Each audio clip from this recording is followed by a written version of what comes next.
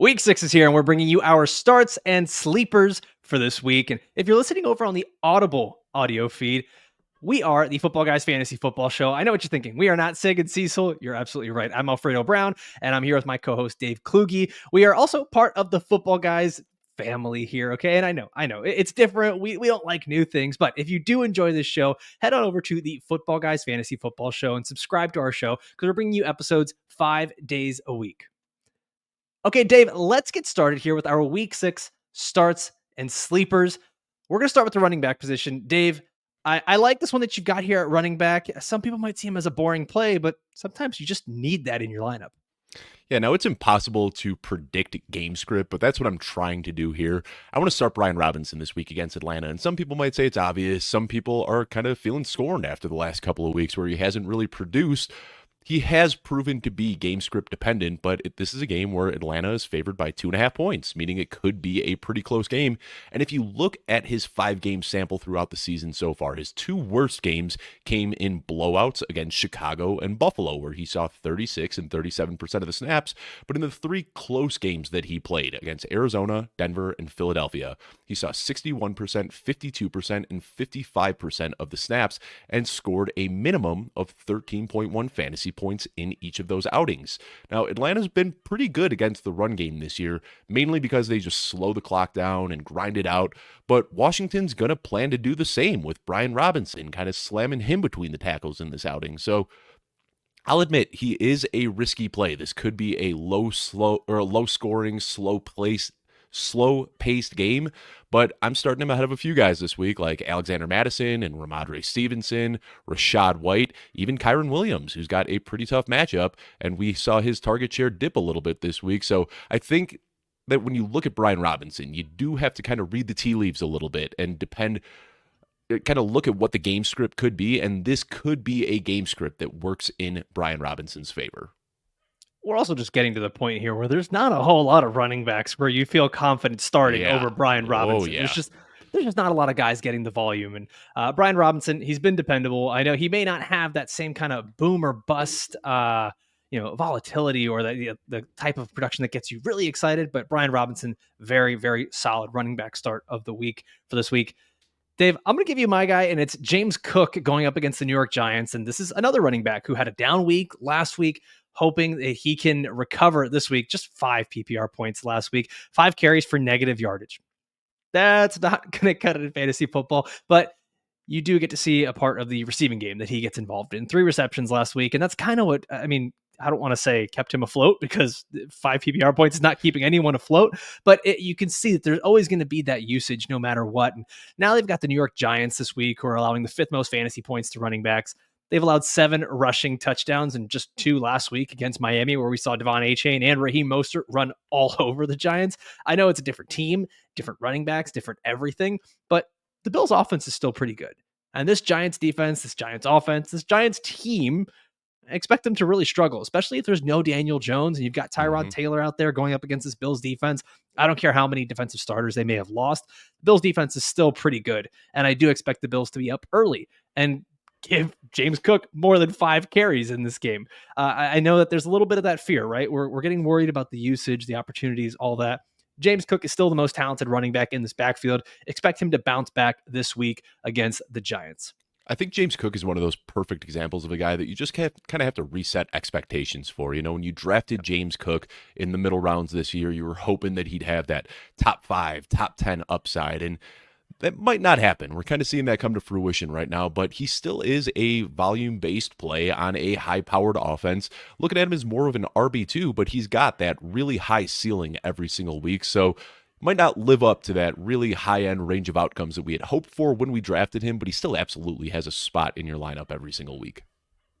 So if you're enjoying this talk about running backs and sleepers and week 6 starts, please take a moment to like this video, click that thumbs up, and make sure you are subscribed to the channel because we're not only bringing you this show 4 times a week, but we've got the Audible, we've got the Football Guys Dynasty Football Show, we've got the DFS show, and we've got a Sunday morning live start sit for you every single week. And you can drop all of your week 6 start sit questions in the comments down below.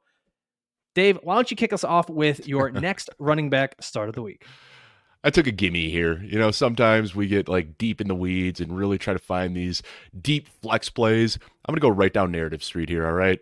Start Jonathan Taylor against Jacksonville this week. Oh my stars, I Jonathan know. Taylor. I can't You believe I have to say daredevil. this. I can't believe I have to say this, but you would be blown away at how many DMs and how many comments I'm getting from people on Twitter saying, should I start Jonathan Taylor this week? I mean, he took a back seat to Zach Moss last week, and I don't think anybody expected that. I had Zach Moss on a lot of benches last week, and Jonathan Taylor in my lineup on a lot of teams last week, and it didn't feel that good, but I would take the over on what we saw last week, which was 10 snaps for Jonathan Taylor. I think we see him slowly start to ramp up a little bit. And on those 10 snaps, he had 7 touches. So when he was on the field, they were putting the ball in his hand. And now with no Anthony Richardson, even if they had a plan to kind of slowly ramp him up, I think they kind of have to throw that out the window because right now, Gardner Minshew is going to be there and they are going to need their best weapon on the field. And I think without Anthony Richardson in the lineup, that actually bodes well for Jonathan Taylor because now all the high value touches, the checkdowns, those are going to be there. The goal line work, it's going to be there. Gardner Minshew historically is checked down at a pretty heavy rate. We saw it all the way back to his Jacksonville days when he was throwing the ball to Leonard Fournette 100 times in a season. So I think this is a good spot start for Jonathan Taylor. I think this is going to be the breakout game where we're all going to go, oh yeah, Jonathan Taylor is really, really good at football. So I just talked about Brian Robinson being one of my starts of the week, but I would actually start Jonathan Taylor ahead of Brian Robinson. I'm not playing the slow game with Jonathan Taylor and putting him as a back-end RB2 or anything like that. This week, I'm expecting it to be his coming out party. I've got him in the same tier as Joe Mixon, Breece Hall, DeAndre Swift. So there are very little situations where I am benching Jonathan Taylor this week. Yeah, this definitely feels like one of the last opportunities to go and buy low on Jonathan Taylor. We've already gotten the reports that the Colts staff is looking to ramp up the workload for Jonathan Taylor. He's going to continue to get more of these touches. And Dave, like you mentioned, Gardner Minshew loves to check down to the running backs. And we know, especially in PPR and half PPR formats, those receptions become incredibly valuable. Yep. All right. I'm going to give you one of my sleeper running back starts of the week. And he's, you know what? And in fairness, he seems like a very popular sleeper this week because of the news of Devon Achane. And I'm going with Jeff Wilson of the Miami Dolphins going up against the Carolina Panthers. I know this is his first game back, and a lot of that is just going to be dependent on, well, one, he's already been designated to return from IR. He's been practicing, and all of the talk around Jeff Wilson is that he has looked very good in practice. He is fresh. This is a guy that's basically coming into the season now with completely fresh legs. This was not some sort of injury where he needed a really long recovery. The team decided to put him on IR to make sure that he was 100% healthy coming back. A lot of the rumors were he didn't even need the full 4 weeks. So really happy to see Jeff Wilson is back and healthy. Going up against Carolina, they're allowing the second most fantasy points to running backs. 7 running backs have scored double-digit PPR points in 5 games versus Carolina. 5 games, 7 running backs, double-digit PPR points. I don't know how else to put it, simply that the Miami Dolphins and the running backs here are in a smash spot. Now, the Carolina Panthers have also allowed 8 rushing touchdowns across 4 games, allowing an average of 150 yards per game on the ground. No Devon Achane. Miami Dolphins, I know they want to get a good rotation. This is what Mike McDaniel has always done, whether it's Mostert and Achane, Mostert and Wilson, whomever out there, even Savon Ahmed when he's been out there. There's even been rumors of maybe Chris Brooks. Like, listen, if Jeff Wilson is healthy and he's playing, it's going to be Jeff Wilson and Raheem Mostert out there. We already know Miami Dolphins, they lead the NFL in rushing yards and touchdowns. Like we said earlier in the week on our waiver wire episode, Jeff Wilson being a part of that backfield makes him extremely valuable. And I want a running back for the team that leads the NFL in rushing yards and total touchdowns. I really think it's just that simple. Good offense versus bad defense. Start the running back. And we talked about it on the waiver show earlier in the week. We had a pretty good discussion about Jeff Wilson Jr., and then we even talked about it in our Sell High show where we were talking about Raheem Mostert. Last year, when Jeff Wilson came into the fold in Miami, we saw Raheem Mostert's touches drop from almost 17 a game down to 11.5 per game. I mean, a huge drop in opportunities for Raheem Mostert. We also saw Jeff Wilson Jr. out-touch Mostert in the red zone in 5 of 7 games that they played together. So that's the thing with Jeff Wilson Jr. He might not be the lead guy, but he gets almost all of the goal line work opportunity, and there is a lot of goal line work to be had in Miami. So can I put you on the spot real quickly and ask you a few Jeff Wilson or type of guys? And this is totally self-fulfilling here. I'm looking at one of my 0 running back teams where I am hurting for an RB2. So Tajay Spears, Zeke Elliott, Tyler Algier, Zach Charbonnet. Are you putting Jeff Wilson in ahead of any of those guys? See, this is one of those things you absolutely should have told me before the show, because now I have I'm to pull up my completely rankings. putting you on the Give me a spot. sec. Give me I a sec. see Hold your on. eyes darting around. Yep. I'm over here. I'm taking a look at my rankings. Okay, so who was it again? Let's go. Jeff Um, Wilson or who? Tajay Spears. Um, Man, so I do have Tajay Spears ranked ahead of Jeff Wilson, but that's going to be very dependent on what your team needs. If you need the higher upside, it's Wilson. If I you think need the so, safe yeah. points, it's Tajay Spears. Ezekiel Elliott. Oh, Jeff Wilson. I don't think there's any upside or safety with Ezekiel Elliott right now. He's just kind of a thorn in Ramondre Stevenson's side. Then one more, Tyler Algier, because I think these are a lot of guys that people are looking at as potential RB3s in flex plays. So Tyler Algier or Jeff Wilson. I know where I'm going. I just want to see if we're aligned on this.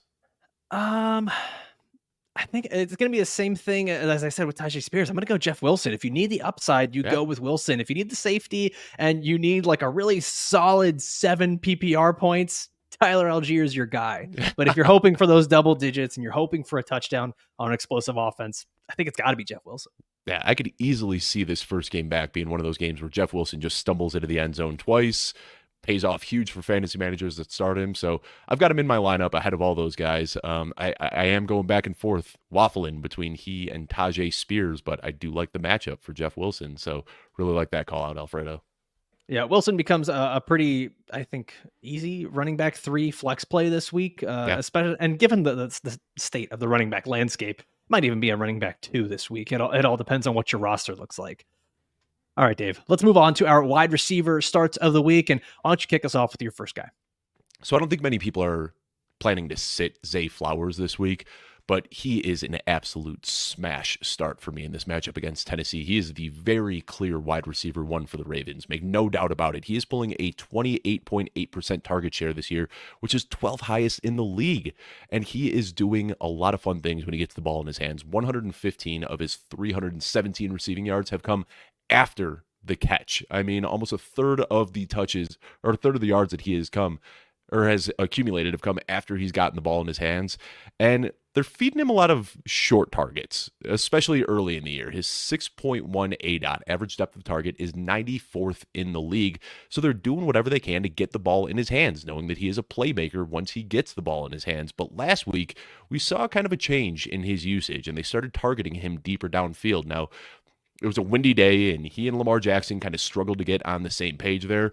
But I think that's good for his development, that they're using him in more than just jet sweeps and screens. They're trying to get him the ball deep downfield. And Bateman and Odell, they just simply haven't panned out this year. So they're going to continue to feed Zay Flowers the ball.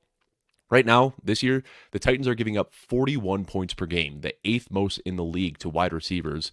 So Zay Flowers, he's in the same tier as guys like Jordan Addison this week. Just a must-start, high-end wide receiver, too, for me. I'm starting him ahead of Nico Collins, Chris Godwin, Amari Cooper, with the news that Deshaun Watson might not play. He is a top 20 wide receiver. Got to do whatever you can to get Zay Flowers in your lineup if you got him this week.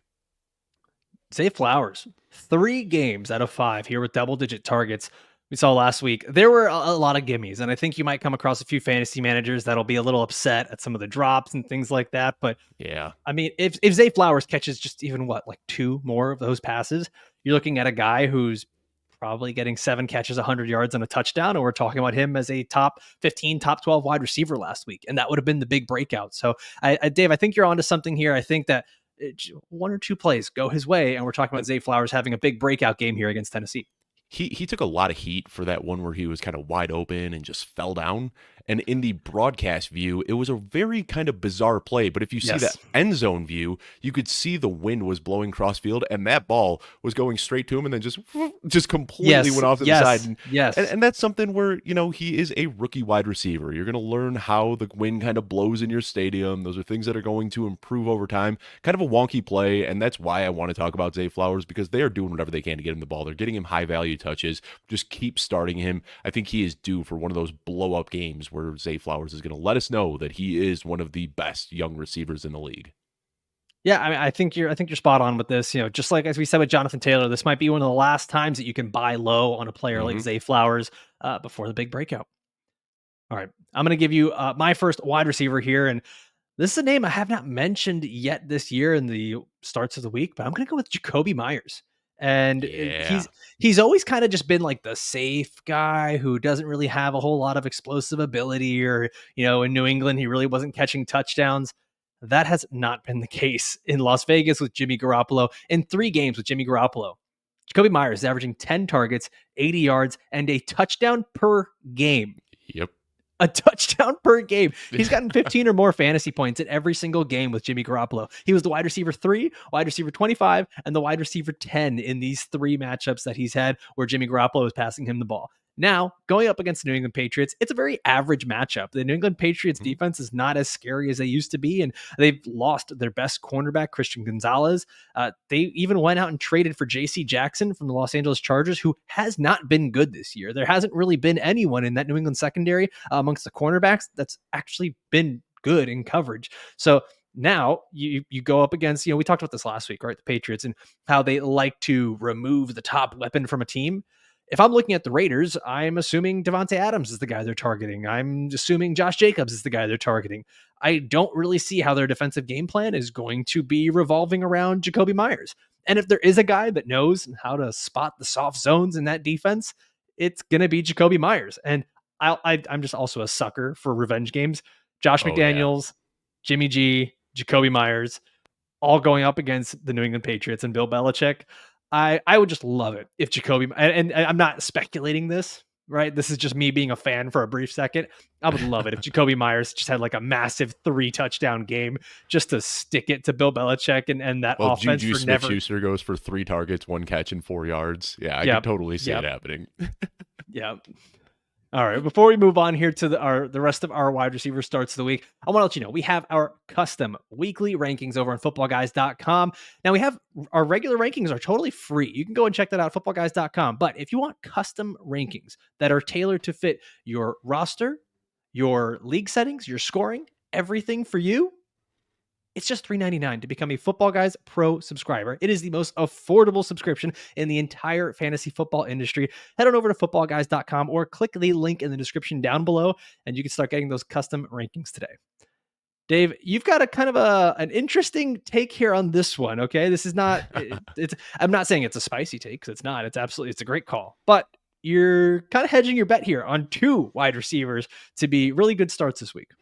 Alfredo, we talk about it on this show all the time. This is what we do, man. We underpromise and we overdeliver. I tell you that I'm giving you 2 wide receiver starts. I'm actually giving you 3. I'm giving you a 2 for right here, the Billy Mays special. I really like both KJ Osborn and Jordan Addison. And Jordan Addison is probably the obvious one. First round pick. We know that he is going to be getting involved now with Justin Jefferson on IR. But if there is a game where the Minnesota Vikings can show that they can still be a high-flying passing offense without Justin Jefferson, it is in this matchup against Chicago. They're playing the Bears, who are giving up the most receiving yards of any team in the NFL, and it's not even close. They're giving up over 100 receiving yards more than the next closest team. So I am okay starting both of these guys. Obviously, like I said, Addison is kind of the obvious one here. I've got him in the same tier as Zay Flowers. So same guys, I'm starting him ahead of Nico Collins, Chris Godwin, Amari Cooper. But KJ Osborn makes for a high ceiling wide receiver 3, and I like him in this matchup as well. He has touchdowns in 2 games this year, and he had that near miss where he was kind of open in the end zone and Cousins threw it to him and he got like scared. I don't know, he thought like a bat was swooping down at his head or something, kind of ducked out of the way of the football, but you got to hope that he starts reeling those in a little bit. But he's had 6+ targets in 3 of 5 games this year with Justin Jefferson. Now with Justin Jefferson out of the picture, we obviously expect that target volume to grow a little bit. He is leading the team in routes run. I mean, this man does not come off the field, and he's shown some versatility this year that I like to see. I was looking at how he kind of split his time in route alignment. 55% of the time he was out wide, 45% of the time he was out of the slot. Like I said, he never comes off the field. So he's probably going to play second fiddle to Jordan Addison, but the wide receiver 2 on a team that passes this much against a very bad Bears defense is going to have a good floor and a good ceiling. So fits in as a wide receiver 3 for me this week. Starting him ahead of Josh Downs, starting him ahead of Tutu Atwell, and I'm starting him ahead of Josh Palmer, who has kind of a difficult matchup against Dallas. So again, this isn't the really obvious, he's going to assuredly pull 10 targets and score a touchdown, but this is, if you're hurting at wide receiver, I think KJ Osborn makes for a good wide receiver 3 or flex play this week. I was going to say nice things, man. And I was going to compliment you and say KJ Osborn is a fantastic sleeper start this week. All right. Nine targets last week. Yeah. Yep. Everything looks good. And then you had to go and say, I'm starting him over Josh Downs because my sleeper wide receiver start of the week, Josh Downs versus the Jacksonville Jaguars. Josh Downs, man, it's just a rookie prospect that I really, really liked coming out of college. And when he got drafted by the Indianapolis Colts, it was a little bit of a bummer, right? We didn't expect a whole lot of passing volume because of Anthony Richardson. Said, okay, he's going to be, not that he was ever going to be doing more than just slot work, but he's going to be behind Michael Pittman in the pecking order, and it's a run heavy team with Jonathan Taylor. And we have kind of seen, like, through the circumstances, this is not necessarily the run heavy team we thought it was going to be. Gardner Minshew is now in there passing the ball, and this is going to be for at least the next 4 weeks. But Josh Downs, he's been pretty good this season. 13 or more PPR points in both games with Gardner Minshew under center, and with Minshew, a 24% target share, meaning he is second on the team right now in targets. When Gardner Minshew is in there, he's looking his way. Josh Downs, he's excellent at just getting open. Like, that's what he does. He knows he's not a big guy. He is a very crafty route runner. He's not going to win a lot of those 50-50 balls, even though he was actually quite good at them in college. The NFL is a little different. So What is he doing? He's finding open space. And a guy like Gardner Minshew, who's just looking to win some games and keep his NFL career going, he's going to go and hit those wide open guys pretty often and look for a player like Josh Downs. Going up against the Jacksonville Jaguars this week, they've allowed the 10th most fantasy points to wide receivers, and they've allowed 5 wide receivers to score at least 16 fantasy points in previous matchups. Josh Downs, I'm taking a look at it last week, Dave, with Gardner Minshew. 6 targets, 6 receptions, 97 yards. He was the wide receiver 18 on the week. I'm not trying to speculate that he's going to be a top 20 wide receiver again, but wide receiver 3 range, top 36 wide receiver, is absolutely within the range of, like, a really easy range of outcomes for him, given the target volume. And going up against the Jacksonville Jaguars, once again, sucker for a revenge game narrative. Gardner Minshew going up against the Jaguars. I do feel like there's going to be quite a bit of passing going on in this game. So yeah, I've got Josh Downs projected to be a top 30 wide receiver this week. And we had Matthew Harmon come on our show earlier in the offseason, right after the NFL draft, to talk about some of these prospects. And he, the wide receiver guru himself, was a big fan of Josh Downs. And like you said, 25% target share when Minshew was under center. So I do like that start. I said I have KJ Osborn ahead of him. It's by 1 spot. So, I mean, it's not really, we're splitting hairs here. I like both of them as wide receiver 3s this week. All right. Well, we've got all of our wide receiver and running back starts of the week here for you. Now, we're going to continue this conversation. We're going to be talking about our streamers at the quarterback and tight end position, but we're going to do that over on the audio version of this show. So if you're looking for, hey, I need to start a quarterback, I need to start a tight end, these positions they get so sloppy around this time of year, head on over to the audio version of this show where we're going to be doing that. All you have to do, click the link in the description down below. Once again, thank you for joining us here on our week 6 starts and sleepers for the week. We'll see you next time.